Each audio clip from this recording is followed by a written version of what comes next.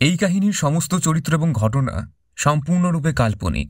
বাস্তবে জীবিত বা মৃত কোনো চরিত্রের সাথে বা কোনো ঘটনার সাথে এই কাহিনীর কোনো রকম মিল থাকলে তা সম্পূর্ণভাবে অনিচ্ছাকৃত এবং কাকতালীয়।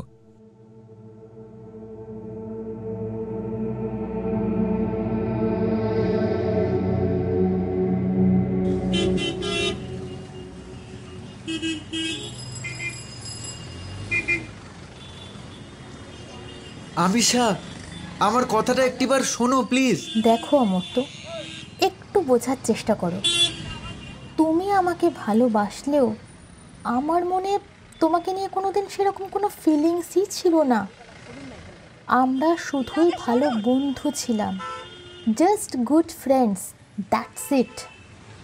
আমি তো তোমাকে আগেও সে কথা বহুবার বলেছি। আমি এখানে শুধুমাত্র পড়াশোনা করতে এসেছি। ওসব প্রেম টেম আমার একেবারেই ভালো লাগে না, আর জোর করে কাউকে ভালোবাসা যায় না। কিন্তু আমিশা। না অমর্ত্য, আর কোনো কিন্তু নয়। Enough is enough. দেখো অমর্ত্য, কলেজে এটা আমাদের ফাইনাল ইয়ার। বাড়ি থেকে আমার বিয়ে ঠিক করেছে। 3 মাস পরেই আমার বিয়ে। এখন আর এসব ব্যাপার নিয়ে আমাদের আলোচনা না করাই ভালো। আমরা বন্ধু, এটাই একমাত্র সত্যি। তাছাড়া সবটাই একতরফা তোমার ভাবনা অমর্ত্য, সেখানে আমি। এনিওয়ে, ভালো থেকো।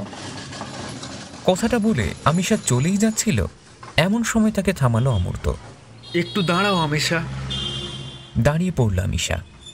আসলে অমর্ত্যের কথার মধ্যে এমন একটা অনুরোধের সুর ছিল যে তা অগ্রাহ্য করতে পারল না মেয়েটা।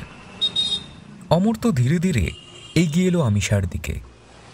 তারপর তাকে অনুনয়ের সুরে বলল, মানছি আমাদের মধ্যে কোনোদিন কোনো ভালোবাসার সম্পর্ক তৈরি হয়নি। তুমি কোনোদিনও আমাকে ভালোবাসোনি। তবু শুধুমাত্র জাস্ট একটা রিকোয়েস্ট করব তোমাকে। কথা দিচ্ছি আর কোনোদিন তোমাকে বিরক্ত করব না, কোনোদিনও না। কি রিকোয়েস্ট? কথা দিচ্ছি আর কখনো তোমাকে মনের কথা জানাবো না। তুমি নিশ্চিন্তে বিয়ে করতে পারো তোমার বাবা মায়ের পছন্দ করা পাত্রকে। তবে শুধু একটা রাত, শুধুমাত্র একটা রাতের জন্য তুমি আমার হয়ে যাও। কি কি বললে তুমি? আবার বলো। হ্যাঁ, ঠিকই শুনেছ। শুধুমাত্র একটা রাতের জন্য আমি তোমাকে সম্পূর্ণ আমার নিজের করে পেতে চাই। যদি বলো আজই, আমার চেনা জানা একটা হোটেলে।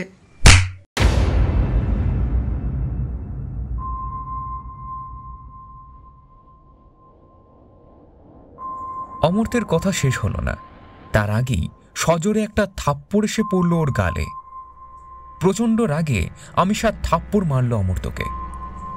অমর্ত্য, তোমাকে আমি ভালো ছেলে ভেবেছিলাম তুমি হয়তো সত্যিই আমাকে ভালোবাসো। কিন্তু ছি অমর্ত্য, ছি, ঘেন্না করছে তোমায় বন্ধু ভাবতে। রাগের সাথেই কথাটা বলল আমিশা। এদিকে আমিশা যে হঠাৎ এইরকমভাবে তার গালে চড় মারতে পারে সেটা হয়তো অমর্ত্য কোশমিনকালেও ভাবতে পারেনি। তাই একটু হতভম্ব হয়ে সে নিজের গালে হাত বোলাতে থাকে। এখন বুঝতে পারছি তুমি অত্যন্ত নীচ একটা ছেলে। তুমি আমাকে ভালোবাসোনি, ভালোবাসতে আমার শরীরকে। যে ছেলে মেয়েদেরকে সম্মান দিতে জানে না, সে আর যাই হোক কখনো কাউকে ভালোবাসতে পারে না। কথাটা বলে আমিশা চলে গেল সেখান থেকে। অনেক ভুল করলে তুমি মিস আমিশা বোস। এই অপমানের বদলা তো আমি নিয়েই ছাড়ব, আর তোমাকেও এর জন্য অনেক বড় মাসুল গুনতে হবে। গালে হাত বোলাতে বোলাতে নিজের মনেই কথাটা বলল অমর্ত্য।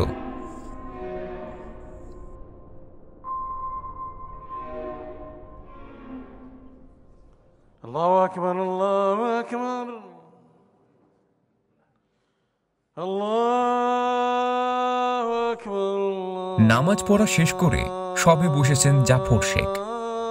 দিনে 5 বার নামাজ পড়েন তিনি। এখন সকালবেলা তিনি দ্বিতীয়বার নামাজ পড়লেন। এমন সময় তার সাকরেদ রহিম এসে তাকে খবর দিল চাচা, একজন ভদ্রমহিলা এসেছেন আপনার সাথে দেখা করতে। জানা, এই অসময়ে আমার সঙ্গে দেখা করতে এসেছেন? তা কি ব্যাপার, কিছু বলেছেন তোকে? না চাচা, শুধু আপনি আছেন কিনা জানতে চাইলেন। দেখে বেশ চিন্তিত বলেই মনে হলো। আচ্ছা, ঠিক আছে, ওনাকে ভেতরে নিয়ে আয়। আর শোন, উনি এলে তুই বাইরে থেকে দরজাটা বন্ধ করে দিস। কেউ এলে বলিস আমি বাড়ি নেই। নমস্কার বাবা। আদাব। বসুন আপনি।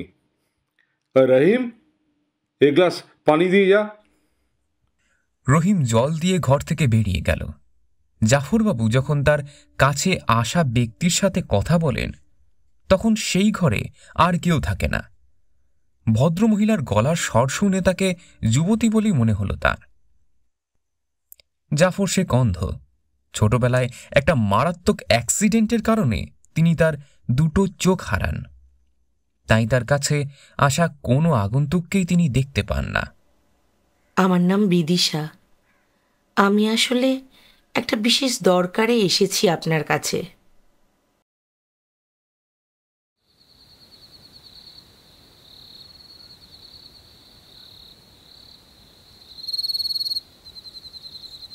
এদিকে মাঝরাতে হঠাৎ করে ঘুমটা ভেঙে গেল অমর্তের। এই সময় হঠাৎ ঘুম ভাঙার কি কারণ থাকতে পারে সে বুঝতে পারে না।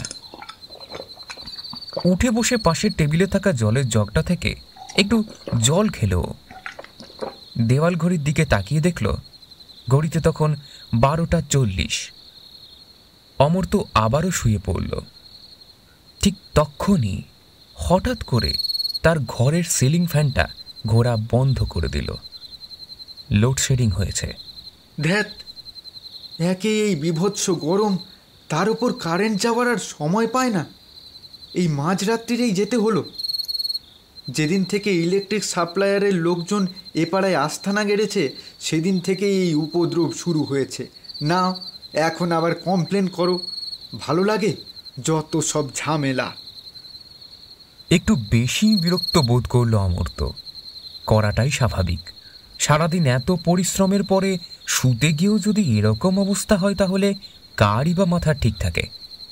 কিন্তু এই ঘুটঘুটে অন্ধকারেও হঠাৎ করে সে যেন একটা অদ্ভুত ব্যাপার অনুভব করল।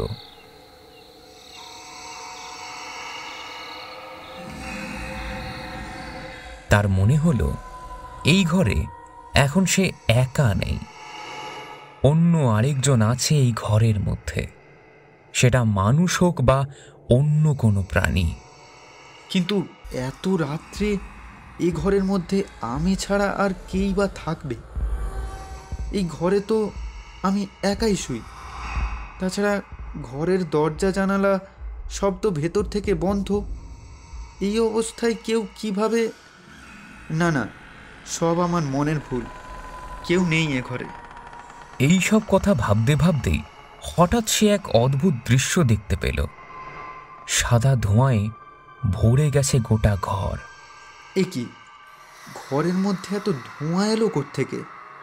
আর এই ধোঁয়ার মধ্যে ওটা কে দাঁড়িয়ে? কোনো মানুষ? হ্যাঁ, মানুষ বলেই তো মনে হচ্ছে। না, একটুও ভুল দেখছে না সে। অন্ধকার ঘরের মধ্যে সে স্পষ্ট একজন মানুষের অবয়ব দেখতে পাচ্ছে। হতবাক হয়ে উঠে বসে অমর্ত। লোকটা কে? আর এই বদ্ধ ঘরে সে এলোই বা কি করে? কে কে ঘরে? কি হলো? উত্তর দিচ্ছ না কেন? কে তুমি? এত রাত্রে কি চাও আমার কাছে? ধীরে ধীরে সেই সাদা ধোঁয়ার আড়াল থেকে ক্রমশ মানুষটা এগিয়ে আসতে লাগলো তার দিকে। এবার তাকে খুব ভালো করে দেখতে পাচ্ছে অমর্ত। না, এ তো কোনো মানুষ নয়, কারণ কোনো মানুষ এত লম্বা হতে পারে না। এই বিরাট দানবাকৃতি মানুষের মতন দেখতে জীবটার মাথা তো প্রায় সিলিংয়ের কাছাকাছি চলে গেছে। মাথায় একটা বিরাট শিং, চোখ দুটো রক্তবর্ণ, টিকালো নাক, খালি গা, পরনে যতদূর মনে হচ্ছে নীল রঙের ধুতি। দুহাত সামনের দিকে বাড়িয়ে দিয়ে সে ধীরে ধীরে এগিয়ে আসছে। হায় ঈশ্বর, কে এই অদ্ভুত দানব? আর এখানে সে কি উদ্দেশ্যই বা এসেছে? তবে কি সে তাকে কোনো কারণে মেরে ফেলতে চায়? কিন্তু কথাটা ভাবতেই অমর্ত্যের হাত পা ঠান্ডা হয়ে গেল। এই দানবের চেহারা দেখে যা মনে হচ্ছে, গায়ের জোরে কোনো মতেই সে পেরে উঠবে না তার সাথে। তবে কি আজ রাতেই তার জীবনের শেষ রাত হতে চলেছে? ভয়ে বিস্ময়ে চোখটা বন্ধ করে নিল অমর্ত্য। এই বুঝি এক্ষুনি এসে দানবটা তার গলা টিপে দিল।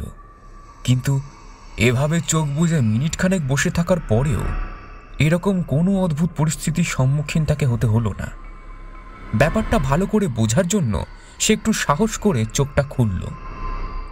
আর চোখ খুলতেই সে আশ্চর্য হয়ে গেল। কোথায় সাদা ধোঁয়া, আর কোথায় বা সেই দৈত্য?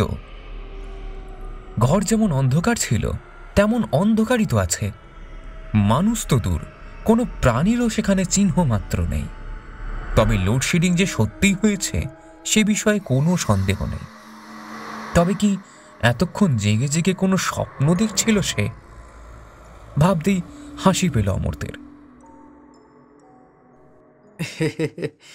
সত্যি গরমটা যে কী হারে পড়েছে তা ভালোই টের পাচ্ছি। আর এর জন্য আমার মাথাটা একেবারে গেছে। ইনভার্টারটাও আর খারাপ হওয়ার সময় পেল না। বেছে বেছে এই গরমেই ওনাকেও অবসর নিতে হলো। যাকগে, বরং ছাদে গিয়ে একটু হাওয়া খেয়ে আসি। এই কথা ভেবে সে ঘরের দরজার কাছে গিয়ে ছিটকিনিটা খুলল। কিন্তু এ কি, দরজাটা খুলছে না কেন? দরজাটা এরকম জ্যাম হয়ে গেল কিভাবে? নাকি কেউ বাইরে থেকে দরজাটা লক করে দিয়েছে? না না না, এমন কাজ কেই বা করবে? হয়তো কোনো কারণে দরজাটা আটকে গিয়েছে। গায়ের জোরের সাথে দরজাটা টানতে থাকে অমর্ত্য। ঠিক তখনই হঠাৎ তার পেছন থেকে একটা শব্দ শুনতে পেল সে। শব্দটা একটু অদ্ভুত রকমের, অনেকটা কোনো মানুষের গোঙানোর মতো। আর এক অদ্ভুত রকমের অনুভূতির মিশেল পরিবেশটা আরো ভয়ঙ্কর করে দিল। কেউ যেন তার ঘাড়ের উপর গরম শ্বাস ফেলছে। একটু অবাক হয়ে সে তাকালো পিছনের দিকে। আর আর তাকাতেই সে ভয়ে একদম কাঠ হয়ে গেল। নিজের চোখে বিশ্বাসই করতে পারছে না সে।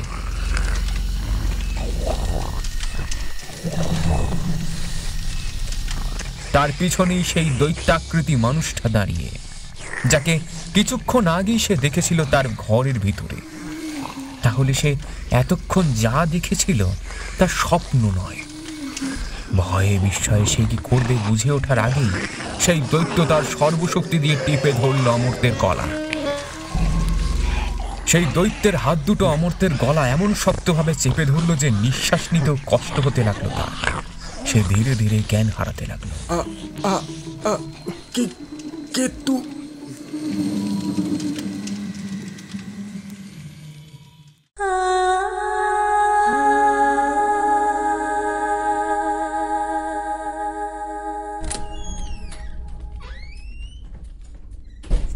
ঘরের দরজা খুলে অন্ধকারের মধ্যে ঘরে প্রবেশ করলেন একজন মহিলা। এরপর ঘরের লাইটটা জ্বালিয়ে টেবিলের ওপর থেকে একটা স্কেচ পেন তুলে নিলেন।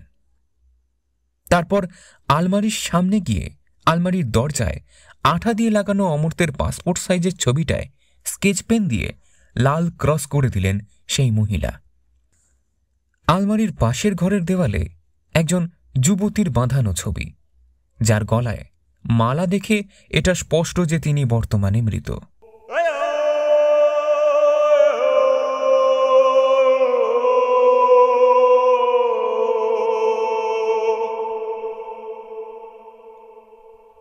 তখন দুপুর 2টো। থানায় বসে কথা বলছেন ওসি অতনু সামন্ত এবং সাব ইন্সপেক্টর অজয় প্রধান।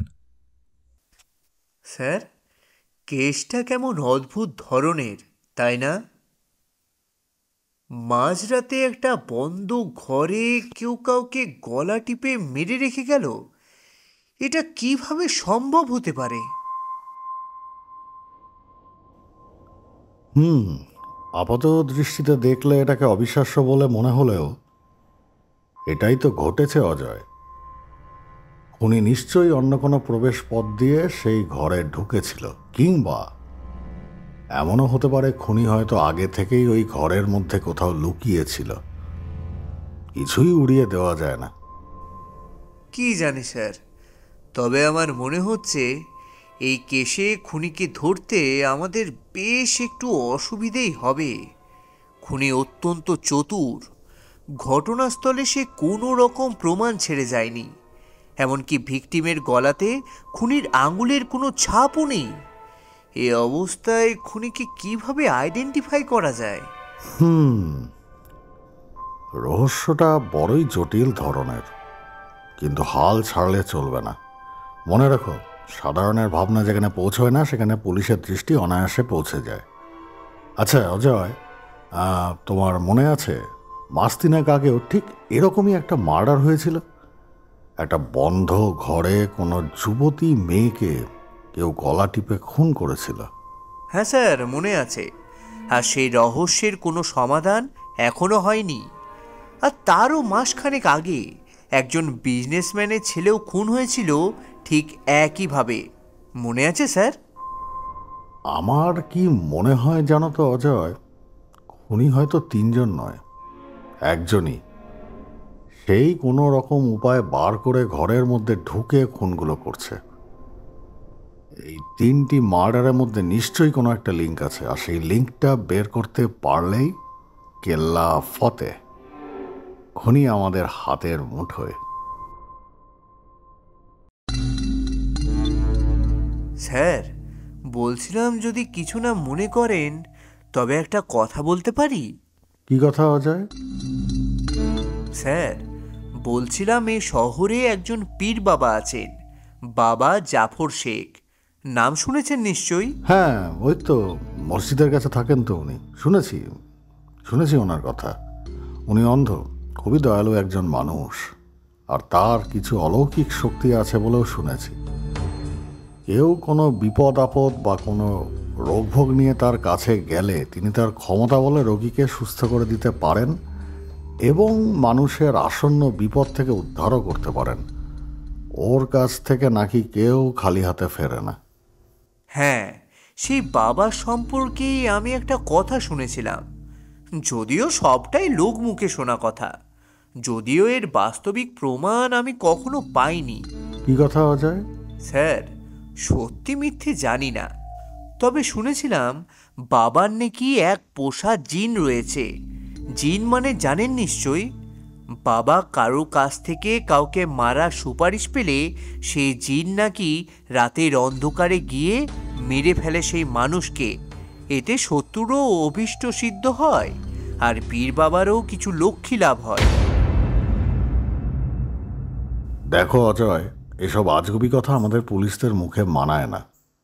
আর ওসব জিন টিন বলে আজকালকার দিনে কিছু হয় না, বুঝলে? আর তুমি তো একজন শিক্ষিত সিনিয়র পুলিশ ইন্সপেক্টর, তুমি কিভাবে এসব জিন টিনের ব্যাপারে বিশ্বাস করতে পারো? এখানে মানুষের থাকার জায়গা হচ্ছে না আবার জিন। গুজব ছড়াবেন না এবং গুজবে কান দেবেন না, কথাটা মনে রাখো সাব ইন্সপেক্টর অজয়। আগে আমার ভুল হয়ে গেছে, সরি স্যার। আমি শুনেছি ওই এলাকায় ওনার যথেষ্ট সম্মানও আছে। আর যদিও বা উনি কোনো ভাড়াটে গুন্ডা দিয়েও কারো খুন করিয়ে থাকেন, তবুও বিনা প্রমাণে আমরা কিছুই করতে পারবো না। তোমার যদি ওই খুনগুলোর ব্যাপারে কোনো কারণে ওনার উপর সন্দেহ হয়, তবে প্রমাণ জোগাড় করো ওনার বিরুদ্ধে। তোমার উপর আমার আস্থা আছে, আশা করি তুমি কাজটা করতে পারবে। Okay sir.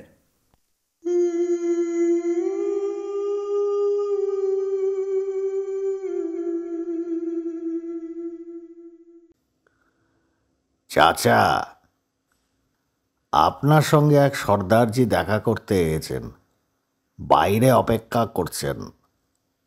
পাঠাবো? আস্তে বল। नमस्ते बाबा जी। आदाब। बसुन जनाब। জাফরবাবুর পাশের সোফাতে বসে পড়লেন তার কাছে আসা সেই পাঞ্জাবি ভদ্রলোক। ভদ্রলোক বেশ লম্বা, চেহারা আর সাজ পোশাক দেখে বেশ অভিজাতই মনে হয়। মাথায় পাগড়ি, মুখে কালো গোফ আর ঘন দাড়ি। हाँ, আমার নাম যশবন্ত সিং আছে। আমি আপনার কাছে একটা বিশেষ দরকারে এসেছি। কি দরকার বলুন? আমি আসলে একজনের কাছে আপনার নাম শুনেছি। আসলে আপনার ব্যাপারে একটা বাত শুনেছি। আপনাকে নাকি কারো তসবির দেখালে আপনি নাকি তার মরার ব্যবস্থা করে দেন।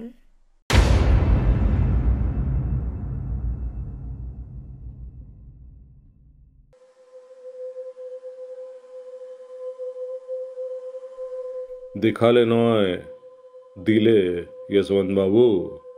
আপনি তো ভুলে যাচ্ছেন যে আমি অন্ধ, চোখে কিছু দেখতে পাই না। স্বভাবসিদ্ধ গম্ভীর গলায় কথাটা বললেন জাফরবাবু। তার হাতের ব্লাইন্ড স্টিকটা এখন সোফার এক পাশে দাঁড় করানো আছে। ও সরি সরি বাবাজি, আমি ইচ্ছে করে বলিনি কথাটা। খানিকটা অনুশোচনা সুরেই বললেন যশবন্ত সিং। তবে আপনি যে কথাটা বলেছেন সেটা ঠিক। আপনি যদি সেরকম কোনো উদ্দেশ্যেই এখানে এসে থাকেন তবে সেটা আমাকে জানাতে পারেন। हाँ हाँ, जरूर जरूर, क्यों नहीं। সেই কারণেই তো আমি এসেছি আপনার কাছে। কথাটা বলে তিনি তার জিন্সের প্যান্টের পকেট থেকে একটা সাদা খাম বার করলেন। এই খামটার ভিতরে ওর তসবির আছে। আশা করছি আজ রাতেই কাজটা হয়ে যাবে, তাই না বাবা? আপনি চিন্তা করবেন না, সব ব্যবস্থা হয়ে যাবে। খামটা যশবন্তবাবুর হাত থেকে নিয়ে পাশে সোফার উপর রাখলেন জাফরবাবু আর আশ্বস্ত করে বললেন, কাল সকালেই আপনি সুখবরটা পেয়ে যাবেন। বহুত খুব, বহুত খুব। তবে যে আপনাকে পাঠিয়েছে তার নাম আমি জানতে চাইছি না। তবে সে আপনাকে নিশ্চয়ই বলে দিয়েছে এই কাজের জন্য আমি কিছু পারিশ্রমিক নিয়ে থাকি, আর তার নির্ধারিত মূল্যটাও আপনাকে নিশ্চয়ই বলে দিয়েছে সে। হ্যাঁ হ্যাঁ, জরুর জরুর। ও চেকটা আমি আমার সঙ্গেই নিয়ে এসেছি। ये लीजिए। আপনি যে সব সময় পুরা রুপিয়াই অ্যাডভান্স নিয়ে থাকেন সেটা সে বলে দিয়েছে। কথাটা বলে একটা চেক বার করে সেটা বাড়িয়ে দিলেন জাফরবাবুর দিকে। আর কাজ হয়ে গেলে যে আপনি যে কাস্টমারের সাথে আর দুসরিবার দেখা করেন না সেটাও তিনি বলেছেন। তাই সব ব্যবস্থা করেই আমি এসেছি। জাফরবাবু আন্দাজ অনুযায়ী যশবন্ত সিংয়ের হাত থেকে সেই চেকটা নিয়ে চেকের উপরে তার ডান হাতটা বুলিয়ে কিছু একটা ভালো করে বোঝার চেষ্টা করলেন। তারপর চেকটা রেখে দিলেন তার পাঞ্জাবির পকেটে। মনে হলো তিনি বেশ সন্তুষ্টই হলেন।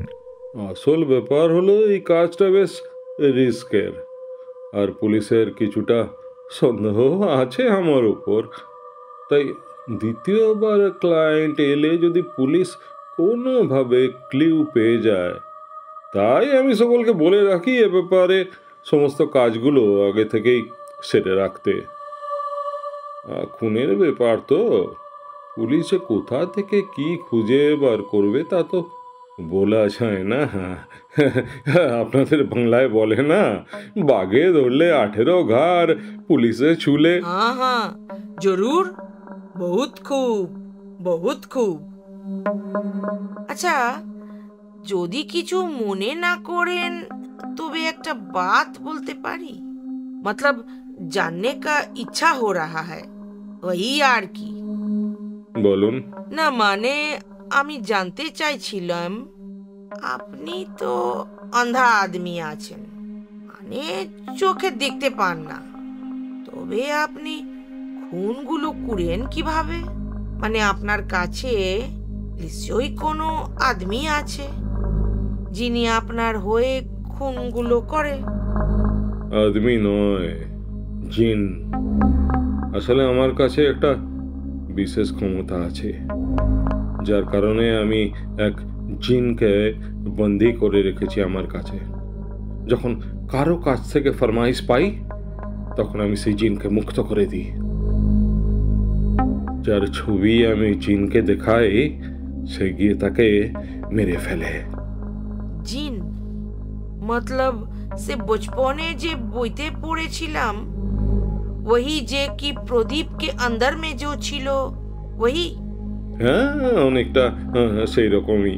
তবে জিন শুধু এক রকমের হয় না, আরো অনেক রকমের জিন হয়ে থাকে। কখনো জিনরা মানুষের উপকার করে, আবার কখনো ক্ষতিও করে। তবে কেউ কেউ অলৌকিক ক্ষমতা বলে জিনকে তার নিজের নিয়ন্ত্রণে রাখতে পারে, আর সেই জিন তখন সমস্ত কথা মেনে চলে তার প্রভুর। अरे बहुत अच्छा बहुत अच्छा। তো বাবাজি, একটা কথা পুছতে আমার বহুত ইচ্ছা করছে। আচ্ছা, আপনি যে এই তসবিরের মানুষটাকে দেখেন না, তো সে মানুষ যদি আপনার জান পেচানের বা কেউ দোস্ত মেহমানের মধ্যে বেরিয়ে পড়ে, আর সেই জিন যদি ওকে খুন করতে যায়, তবে আপনি কি তাকে থামাতে পারবেন? আবার ফিরিয়ে আনতে পারবেন তাকে? যশবন্ত বাবু, একবার যদি তাকে ডাকা হয়, তবে সে তার শিকারকে না মেরে আর কিছুতেই ফিরে আসবে না। আমার চেনা জানা কেন, যদি সেই ছবিতে আমিও থাকি, তবে সে আমাকে হত্যা করবে। তবে তো বহুত বড়িয়া বাত আছে। আসলে আমি কি বলে আপনাদের ভাষায় প্রতিশোধ নিতে চাই।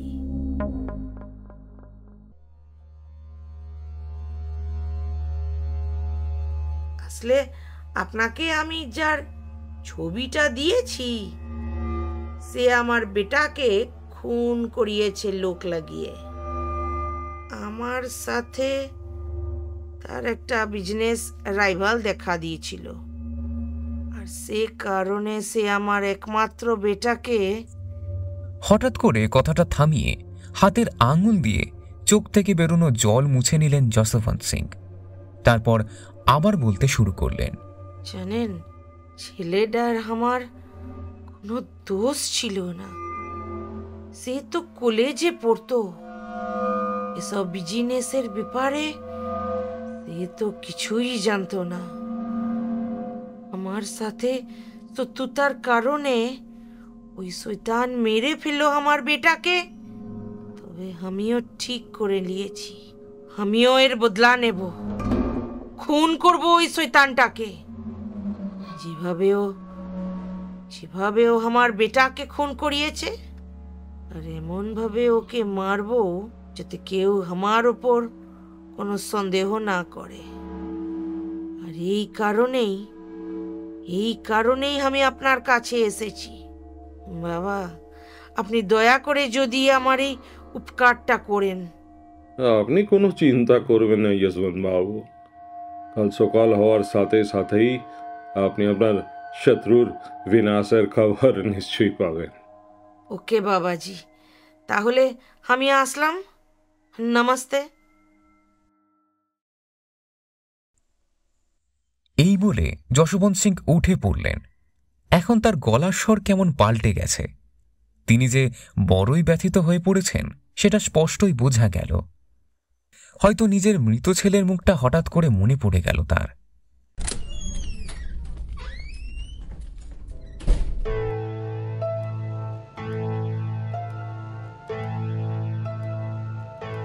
জাফরবাবুর বাড়ি থেকে বেরিয়ে রাস্তায় চলার পথে একবার দাঁড়ালেন তিনি। তারপর পকেট থেকে একটা মানিব্যাগ বের করে সেখান থেকে একটা পাসপোর্ট সাইজের যুবকের ছবি বার করলেন তিনি।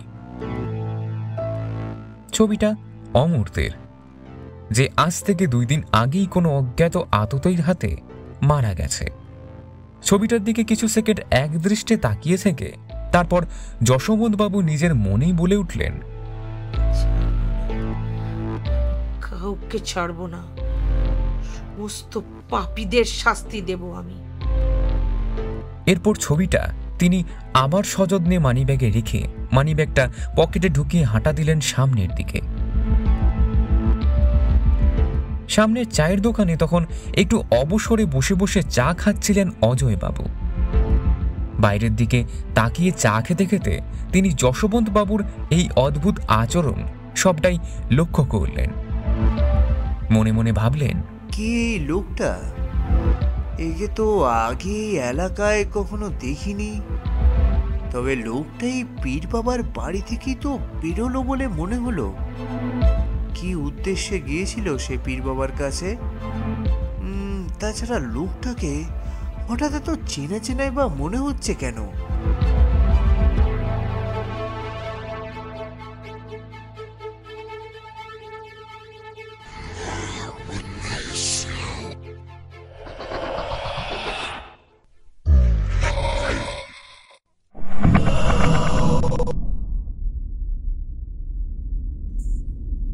রাত তখন 12:15। অন্ধকার ঘরে তখন জাফরবাবু মেঝেতে বসে চোখ বুজে এক মনে মন্ত্র উচ্চারণ করে চলেছেন। হঠাৎ করেই ঘরের চারিদিক সাদা ধোঁয়ায় ভরে গেল, আর তখনই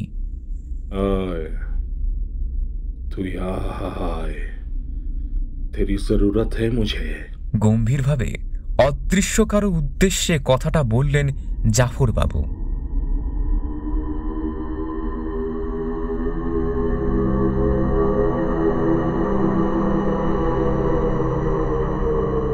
ঠিক তখনই সাদা ধোঁয়া স্তূপীকৃত হয়ে জাফরবাবুর সামনে এক জায়গায় জমাট বেঁধে গেল।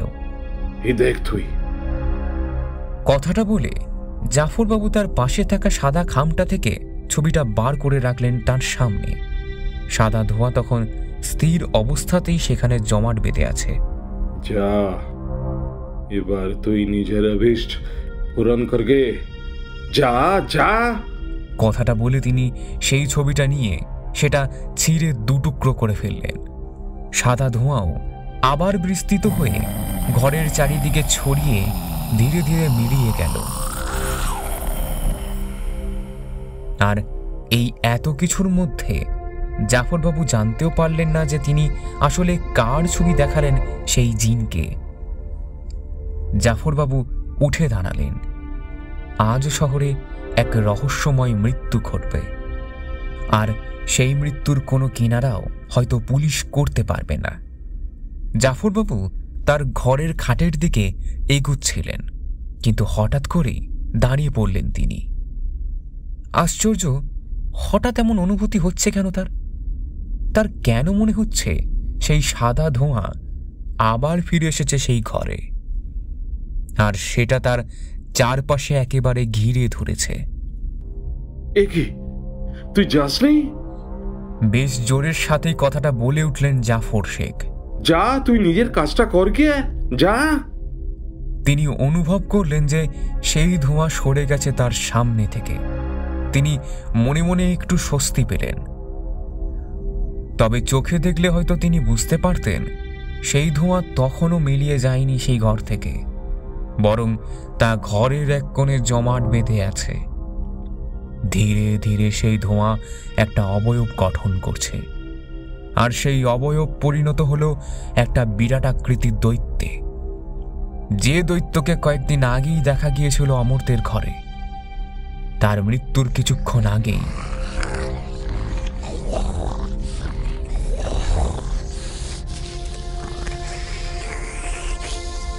সেই দৈত্য আস্তে আস্তে এগিয়ে আসতে লাগলো জাফর শেখের দিকে। তার সেই অদ্ভুত গঙ্গানির শব্দ শুনে জাফরবাবু বুঝতে পারলেন সে এখনো যায়নি সেই ঘর ছেড়ে। তুই তুই এখনো এখানে কি করছিস? এবার যেন কেমন একটু ভীত হলেন জাফরবাবু। হঠাৎ এরকম অদ্ভুত ঘটনা ঘটছে কেন? সেই দৈত্য ধীরে ধীরে তার সামনে এগিয়ে আসছে, কারণ তার গঙ্গানির শব্দের পাশাপাশি এখন তার শ্বাস প্রশ্বাসও অনুভব করতে পারছেন তিনি। চোখে দেখতে না পারলেও জাফরবাবুর অন্য ইন্দ্রিয়গুলো বেশ সজাগ, আর তার জন্যই আসন্ন বিপদের আভাস পেলেন তিনি। কি কি কি চাস তুই? কি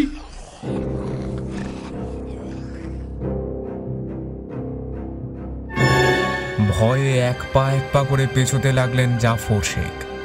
তার প্রায় সেই মুহূর্তেই গলায় একটা শক্ত চাপ অনুভব করলেন তিনি। সেই জিন শক্ত করে চেপে ধরেছে তার গলা। কিছুতেই সেই বাঁধন থেকে মুক্ত হতে পারছেন না তিনি।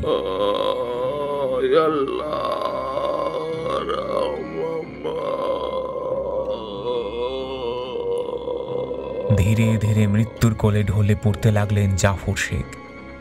আর ঠিক সেই সময় তার ঘরের এক কোণে একটা যুবতী মেয়েকে দাঁড়িয়ে থাকতে দেখা গেল। সেই মেয়েটাকে দেখে মোটেই জীবিত বলে মনে হচ্ছে না। তার চোখের মনি নেই, কোমর অবধি খোলা চুল, পরনে সাদা সালোয়ার, চোখের নিচে কেউ যেন পুরো কাজল লেপে দিয়েছে। মণিহীন সেই চোখ দুটো এক দৃষ্টে তাকিয়ে আছে জাফর বাবুর দিকে। গলায় গোল জমাট বাঁধা রক্তের লাল দাগ। এইবার তোর মৃত্যুর ঘণ্টা বেজে উঠেছে জাফর শেখ। যেভাবে তুই তোর ওই জিনের সাহায্য নিয়ে আমাকে মেরেছিস, বাকি সবাইকে মেরেছিস, ঠিক সেইভাবে আজ তোরই এই জিন তোকে মারবে। আজ তুই বুঝবি মৃত্যু যন্ত্রণা ঠিক কতটা ভয়ঙ্কর হতে পারে। তোর পাতা এই মরণ ফাঁদে আজ তোকেই আটকা পড়তে হলো জাফর শেখ। জাফর বাবু তখন সেই জিনের হাতের শক্ত বাঁধনে এতটা বেহাল অবস্থায় রয়েছেন যে তিনি আমিষার গলার আওয়াজ শুনতে পেলেও সেদিকে তাকানোর মতন মানসিকতা এখন তার নেই। ধীরে ধীরে তার চোখ বন্ধ হয়ে এলো। মাটিতে লুটিয়ে পড়লেন তিনি।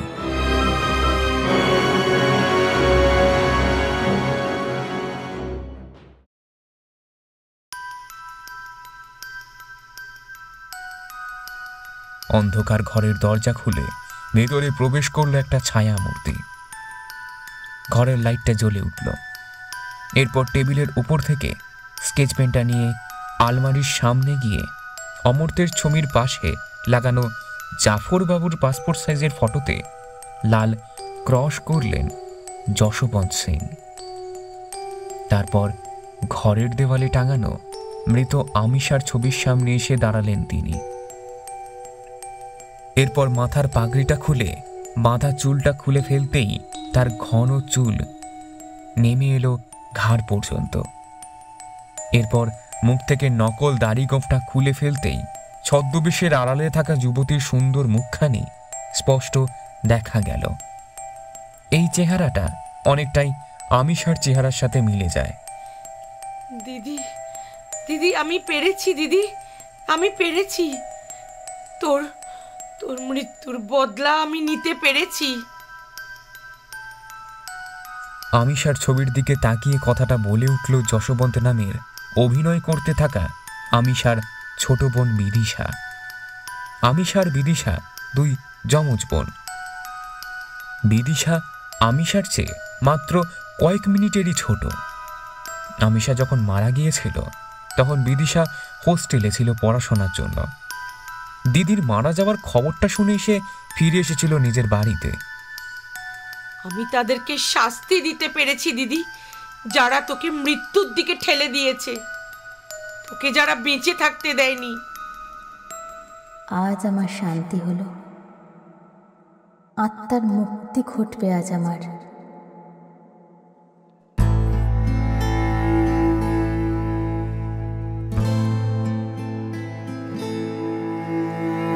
হঠাৎ করে একটা গলার আওয়াজ শুনে বিদিশা দেখতে পেল তার পাশেই দাঁড়িয়ে রয়েছে আমিষা। আমিষা নয়, সে আমিষার আত্মা। চোখে স্থির চাহনি, খোলা চুল, গলায় অনুরূপ লাল গোল দাগ। আজ 3 মাস ধরে আমার আত্মা দুঃখে দুঃখে মরছে। যারা আমার এই অবস্থা করেছে তাদের যতক্ষণ না শাস্তি দিতে পারছি আমি মুক্তি পাচ্ছিলাম না। কি অপরাধ করেছিলাম আমি? কাউকে না ভালোবাসাটা কি অপরাধ, নাকি কারোর কুপ্রস্তাবে রাজি না হওয়াটা দোষের? যে কারণে নিজের প্রতিশোধ স্পৃহা মেটানোর জন্য অমর তো ছুটে গিয়েছিল ওই পীর বাবার কাছে, আর টাকার লোভে সেই শয়তান তার সেই জিনের সাহায্য নিয়ে মেরে ফেলেছিল আমাকে। চলে যেতে হয়েছিল আমাকে এই পৃথিবী ছেড়ে, ত্যাগ করতে হয়েছিল আমাকে জীবনের সমস্ত মায়া। হঠাৎ করে কান্নায় ভেঙে পড়ল আমিশার আত্মা। তুই কাঁদিস না দিদি, দেখ দেখ আমি আমার কথা রেখেছি। তোর এভাবে অকালে চলে যাওয়ার বদলা আমি নিয়েছি।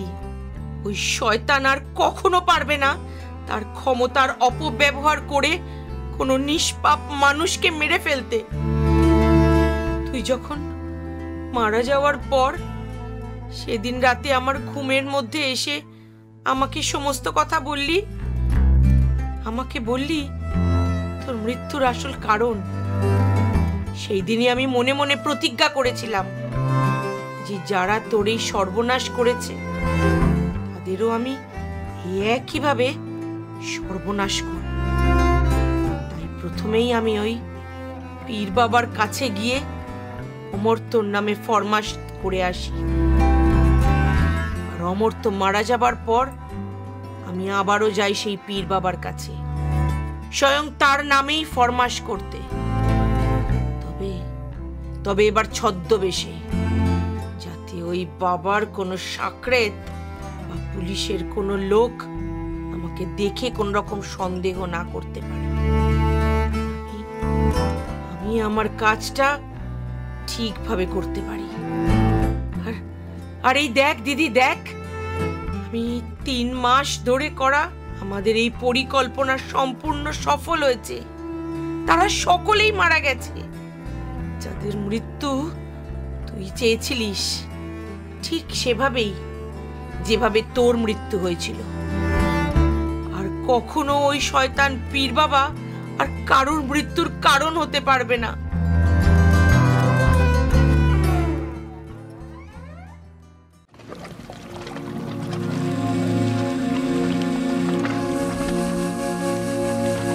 এবার আমি চললাম বোন, ভালো থাকিস।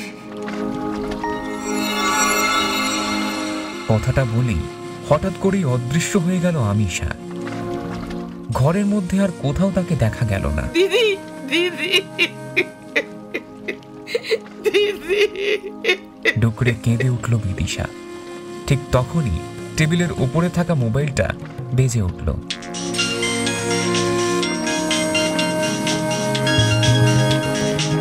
টেবিলের কাছে গিয়ে বিদিশা দেখল তার বয়ফ্রেন্ড ফোন করেছে। এখন পুলিশের চাকরি করে সে। 3 মাস পরে তার সাথে বিয়ে হবে বিদিশার। হ্যাঁ অজয় বলো।